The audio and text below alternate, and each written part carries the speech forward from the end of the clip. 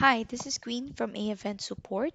In this video, I'll be showing you how to create timeline actions to add to a sequence and to unsubscribe using your ConvertKit integration with AEvent.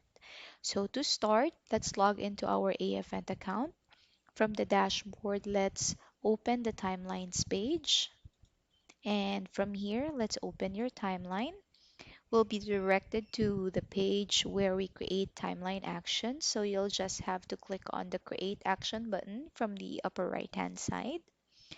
And from here, we have to set when we'll want this specific action to be triggered. So for this example, we'll be selecting the event day.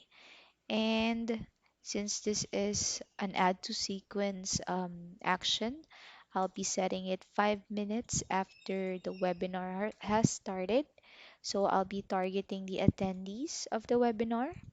And from here, let's select ConvertKit. And the action we want is to add to sequence. Then we'll have to select the campaign we want the attendees to be added to. And once you've selected that, just click on create at the bottom and we've successfully added that action.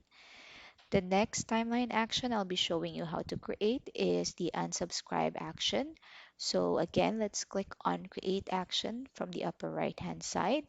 Let's set it up on the same day, the event day. And for this one, let's set it an hour after the event has started. I'll be targeting non-attendees and selecting ConvertKit. And again, the action we want is to unsubscribe.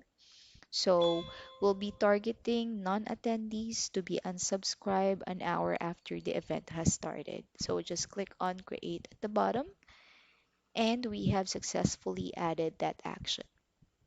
That's all for this video. If you like this video, leave us a thumbs up, leave us a comment, and subscribe to our channel so you'll get notified of additional videos we'll be uploading in the future. Thanks for watching.